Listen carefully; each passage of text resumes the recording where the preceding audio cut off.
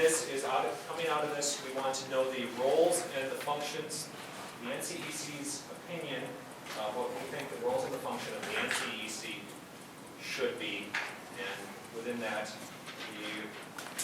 perhaps the roles and functions of an NRP policy board. And that would be an action item. Is there consensus that our agenda should be approved? Sure. Yes. Seeing that everyone is in agreement, we have consensus on our agenda. Thank you.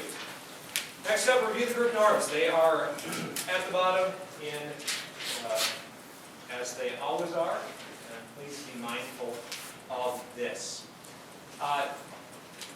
For tonight's discussion, what I've asked is Commissioner Perry and Commissioner Strand, since they are the lead signatories on 2 resolutions that have been put out, please start out with about a 5 to 10 minutes overview. If you need a little bit longer than that, a little less than that, I'm fine with that, on what is in your resolution.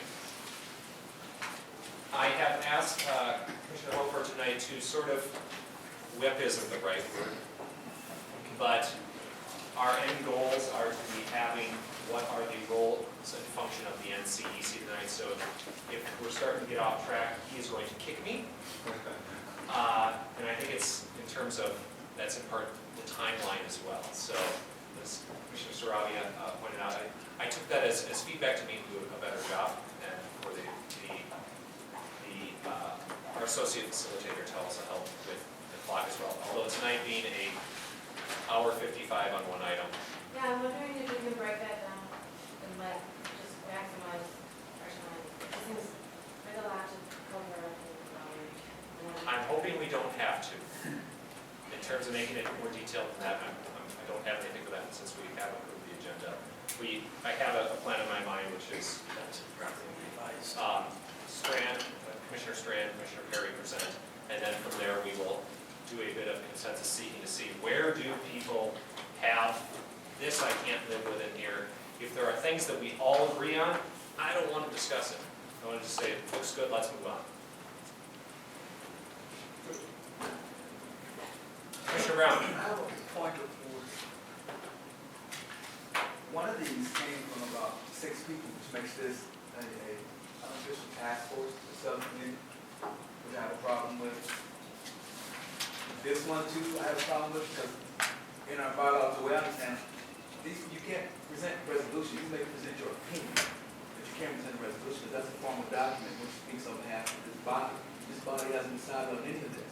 I'm still trying to figure out if they want to do this, how come we couldn't get together instead of having 2 or 3 papers? Just have one. Figure out what you like. Throw out what you don't like, and start from there and present this to us. Present it in one form, so we don't spend an hour 55 minutes discussing and going backwards and forwards with the one issue or a minority to throw the whole thing out. I don't have time to sit here with 16 or 15 people to go through this time after time after time after time. It should be done in a proper format. This is not a proper format. Thank you. Other statements to start? Okay, and we also, I asked staff to go through these and to look at where there might be, some people have the opinion that these 2 are complementary. Have staff to go through and be able to say, are there any pieces in here that if we send both of these to the council, would there be confusion in that? And staff's opinion is that there are some that they will detail in a bit.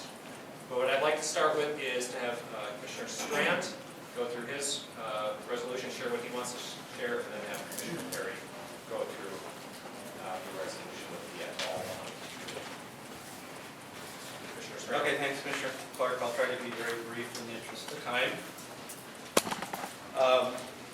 Having participated in the Community Engagement Task Force and having closely followed the City NRP Working Group, the Framework for the Future, and the establishment of the Neighborhood and Community Engagement Commission and the department and the work of this commission over the past essentially 2.5 years, I wanted to follow the charge of the City Council and Mayor and have this commission step up and actually provide some overall direction to the next phase of the neighborhood revitalization program, if you will, or the neighborhood revitalization purposes.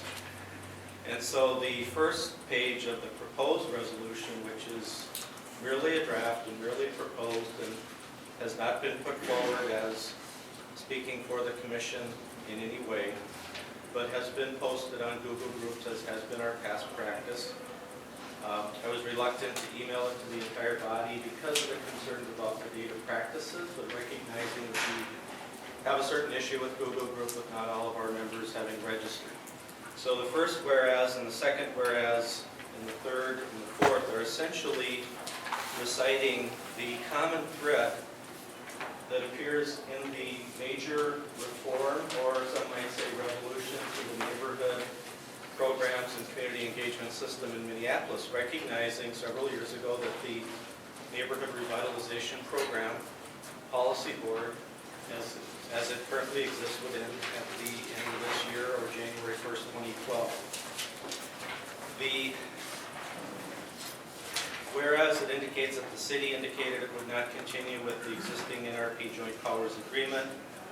And then the final whereas clause indicating that because of certain budget constraints in December 2010, the council made a decision based on those exigencies of that time, which I'm not criticizing necessarily, but saying that let's just recognize that those actions taken in that time frame had unforeseen consequences, specifically that the NRP funds that were captured are going to be used for 18 months, July 2012 to the end of 2013, will require some action that perhaps was not otherwise foreseen by the elected officials or the department or this commission. So in the resolving clauses, firstly, I've rephrased that first statement to be supportive of the council and mayor conducting a transparent, deliberative process, which I understand will essentially initiate publicly tomorrow. I think there was a first reading officially at the November 4th council meeting, but the public availability of the draft NRP ordinance on November 8th, 30-day public input period, essentially concluding with that committee of the whole public hearing on December 8th, and then action taken presumably by the council and the mayor. That I am proposing that the NCEC support the retention of this very empowered and expansive commission. That means that commissioners will have to step up to the plate and continue to put in a lot of time and work.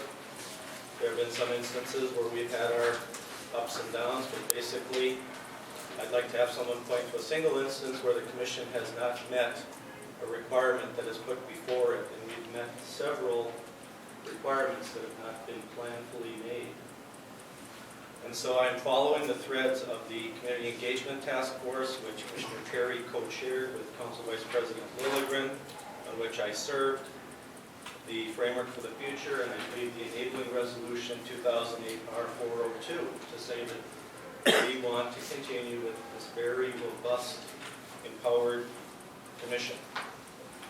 Item 3 is once again saying that let's not take what had to be done in December 2010 and use that as the basis for long-term planning and programming for community engagement and neighborhood programs. But rather, let's continue with the reform and revolutionary changes that the city began with the Community Engagement Task Force, which flow through the framework, through the NRP work group, and through the establishment of this commission and the new department headed by an assistant city coordinator. Let's move that out to fruition. That number 4, that the commission should recommend that the city council narrowly define limited roles for the policy board to be established in 2012 to deal exclusively with NRP funding, NRP programs, NRP policies, and other areas exclusively governed by the NRP law, and to the extent possible, whether it's by law or legal opinion, that the council and the policy board either delegate or devolve whatever authorities possible by agreement to the city or to the NCEC in order to fulfill the policy board's purposes, as is clearly provided in the subdivision of the NRP statute. I don't want to rearrange the deck chair, in other words. As one of the council members said at a public meeting, we have an existing NRP policy board that meets all of the statutory requirements. If we're just continuing that program, why get rid of the old players and the old policy board and create a new one? So we're not talking about rearranging the deck chairs. We're really talking about reforming and dramatic changes to the system. That the NCEC recommends that the city confirm with established neighborhood organizations who have traditionally selected by electoral election neighborhood representatives, that it confirm the process that is desired by the neighborhood organizations and consistent with NRP past practices. Number 7, that the NCEC should request that the council and mayor continue the commission's oversight for 2011 and first half 2012 community participation program funding, as well as neighborhood priority plans and other programs funded by the consolidated non-NRP TIF, and that those oversight activities continue from 2014 to 2020. Item 8, that the NCEC recommended the City Council that it work to preserve and strengthen the relationships with the city's neighborhood organizations through continuity and NCEC review and approval of CPP plans and funding, as well as neighborhood priority plans and other funding that's non-NRP derived. Number 9, that the Commission recommend the City Council reaffirm the primary role of the NCEC as liaisons between the city, neighborhood organizations, community organizations, and cultural organizations to build upon the diverse cultures, viewpoints, and interests of Minneapolis residents and promote full and active participation by all. Clearly, this intersects with Commissioner Perry's proposed resolution, number 2 and number 9. And finally, that the NCEC recommend the newly established 2012 Policy Board shall carefully scrutinize and evaluate all NRP policies and procedures for efficacy and soundness as the city moves forward with this transition away from NRP central administration to the NCR department. And perhaps this could be a role for the NCEC to play in evaluating those existing policies and procedures. We also have some endnotes in there that reference, because the whereas clauses were far too wordy in the first draft. And so hopefully those endnotes will suffice. So again, I'm just suggesting that you commissioners continue the very robust, strong, effective role of this commission. It's had its ups and downs, certainly. But I ask for your support and further contributions to refine this proposal so that we will, as a commission, put forward a recommendation to the City Council and Mayor for these changes. Thank you. Commissioner Strand. Next we'll move to Commissioner Perry. Sure. I'm not going to read through the resolution. You guys have had this for a while, in one form or another. I'll highlight a couple of points that got added, but the sum and substance of it is the same. So I know Commissioner Strands was relatively new, so I understand why I went through that. So I'm one of those people who feel that these two resolutions are complementary. They're not in conflict with each other. The resolution that I initially authored, the draft resolution, was to talk about the future purposes of the NCEC. That's it. It wasn't to define us by what we weren't or what the NRP policy board was. It was to define us in an affirmative way about what we wanted to be and in areas that we thought were important to serve the local community at large, as well as the city council who created us. So I think that's an important point there. It's about the future purposes of the NCEC. It does take an opportunity to add some scope to get out of the details that the original resolution has in it. There may be some things in the original resolution that, at least for the next 2 years or 18 months, are not possible. Purpose A, maybe you can scroll down to that, Robert. We have the original resolution. The original that created us. Oh, I don't know, yeah. Oh, forget it. So, no worries. If you look in your book, section 13, A and B may partially be prevented by legal state statutory legal requirements, but the wording of this resolution was made at a level to embrace all of the language in there. If it is possible that CPP plan approval can come back to us, even during the 18-month period, this resolution doesn't prevent that. And it also doesn't, as I said, I don't think it prevents anything in the Strand resolution.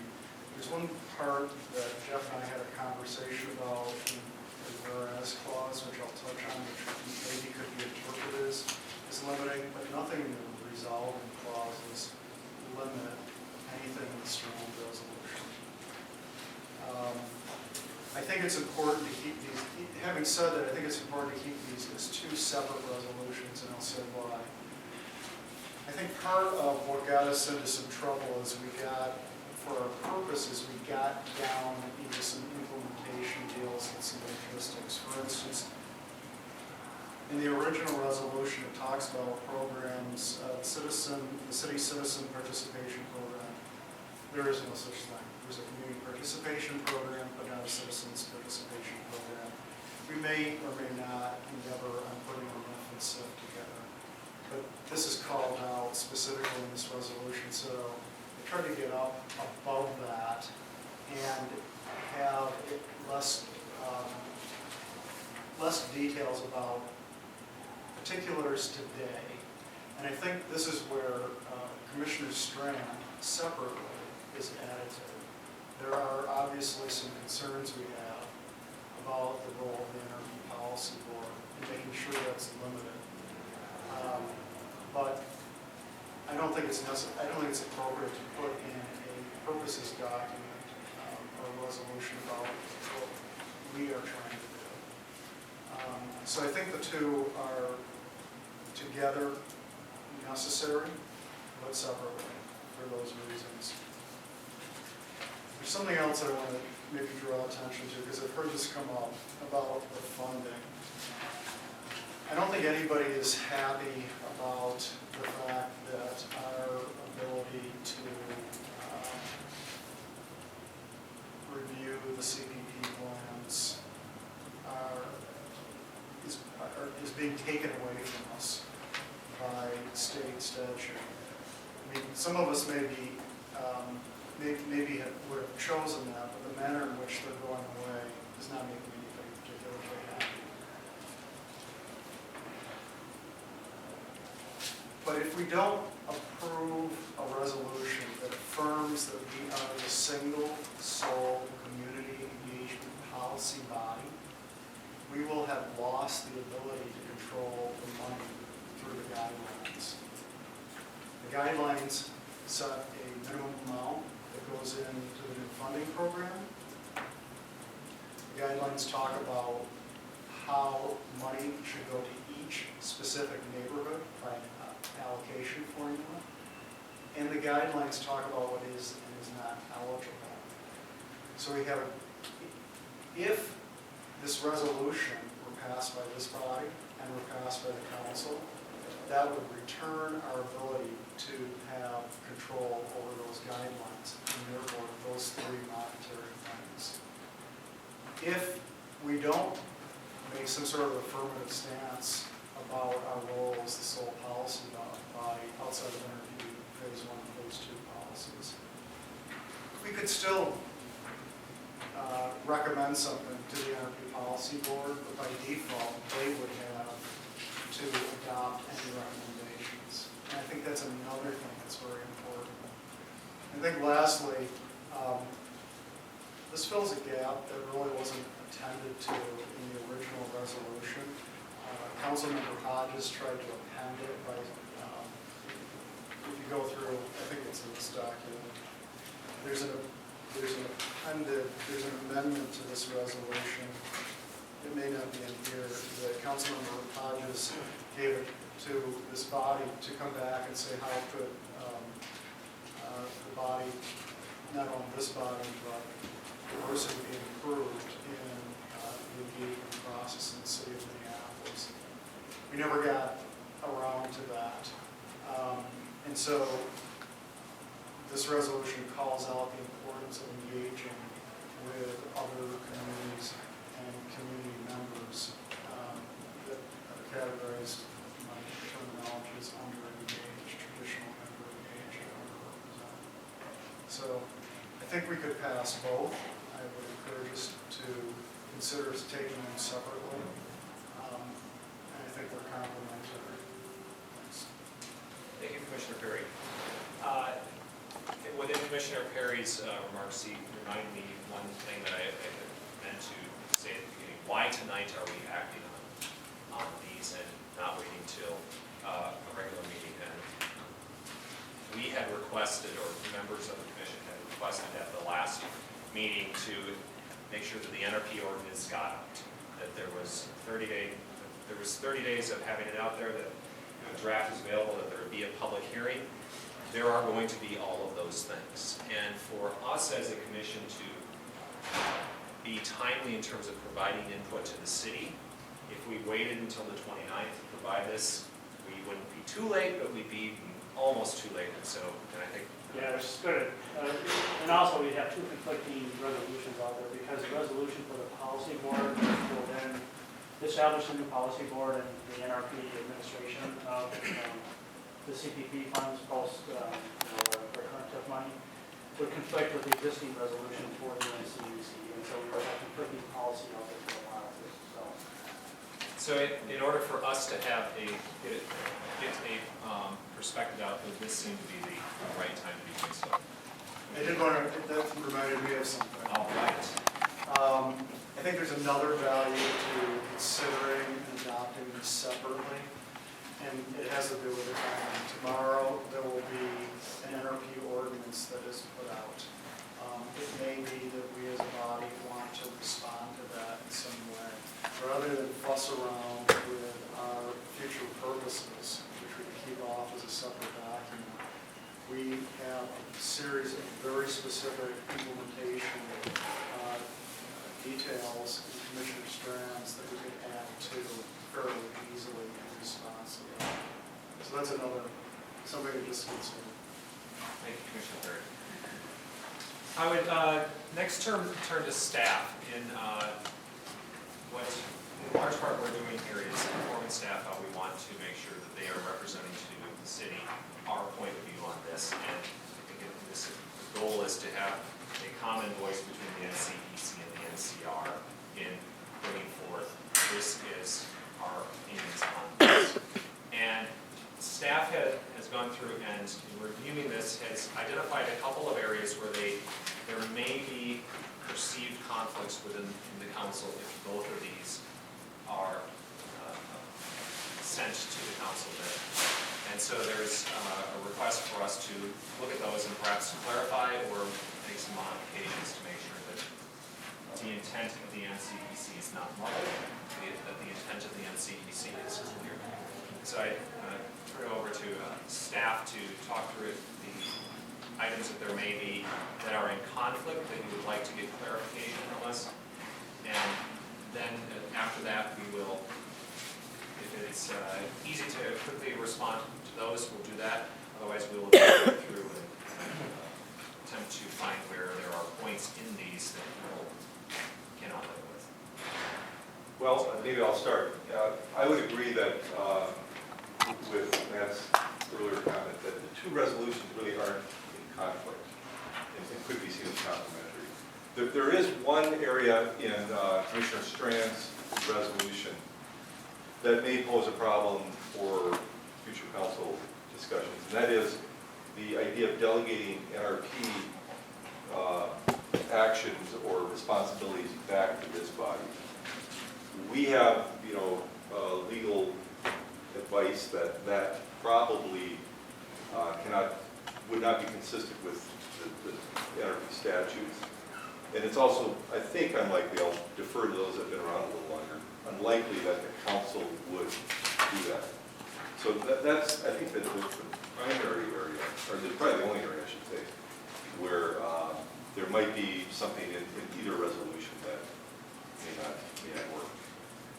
The rest, however, I believe. Yeah, a couple things. One, I was thinking that actually legal is not going to support the policy board delegating authority to the NCEC. And if I understand Strand's resolution, it clearly delineates that the authority rests with the policy board up until the use of the NRP funds for the CPP program come to an end, and then that authority then would transfer back to the NCEC, which I think would be consistent with what legal would say needed to be in place. The only other thing that I see on here that on the summary list too is in the resolution for the policy board, and as I mentioned at the last NCEC meeting, we were looking really for the neighborhood representatives of the policy board to be appointed by the NCEC and leave that up to the NCEC to determine that process. And so, not necessarily that it would be the neighborhood organization, but it would be the NCEC. And there seemed to be pretty good support for that, or at least some initial feedback, and that was pretty good. So the policy board resolution right now says that there would be 4 neighborhood reps on the policy board appointed by the NCEC. Now that is getting a little bit off center here from really the resolutions that are before us, but that language is in there, and I think we just need to clarify that. So I'm hearing staff say that there needs to be clarification or some consideration on Strand Resolution number 7, as well as number 6 or 6? Sorry, 4 and 6. Thank you. That was the proper kick.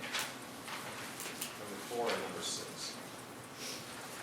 Commissioner Hines? I'd like a little more clarification, having spent some time with both statute and NRP ordinance on where, I think the only thing that the statute is clear about is that the neighborhood action plans need to be approved by the policy board. But as far as the preparations of neighborhoods and everything kind of above the action plans, the statute doesn't, I can't find anywhere in statute that says the policy board has to establish that.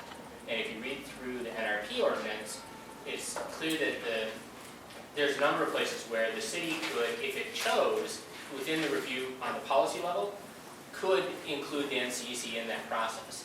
Because, part of that, there's a number of places within the ordinance where they're involving other jurisdictional partners, and at the end, actually neither the NRP policy board or the NCEC ever is actually the final authority on any of it.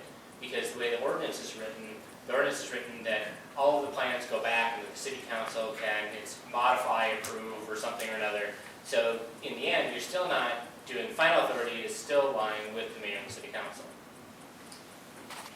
So I'd really like some more clarification.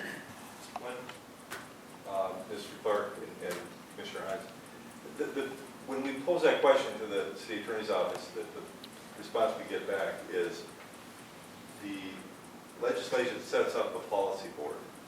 So the legislative intent, and that's a term they continue to use, is that the policy board, is invested with those responsibilities, and thereby can't be delegated. That's. And the part that's here, so I just want to read one of the lines from statute, because I think it's really important in how the original statute was framed. Is the program must include the preparation and implementation of neighborhood action plans. So must. The city must organize neighborhoods to prepare and implement the neighborhood action plans. It doesn't actually, after that, say how the city does that. So you could very easily say, the council could very easily designate a role for this body within the preparation and implementation. I agree that I don't think that you can designate us as the body that approves the action plans. I think the statute's very clear on that. But as far as the preparation and implementation, it leaves that up to the city, which if you read through it, would actually be the council figuring out how they want to do that. So I think that would then be up to the council to carve a role out for this body. Well, and just, if I may, Commissioner Clark,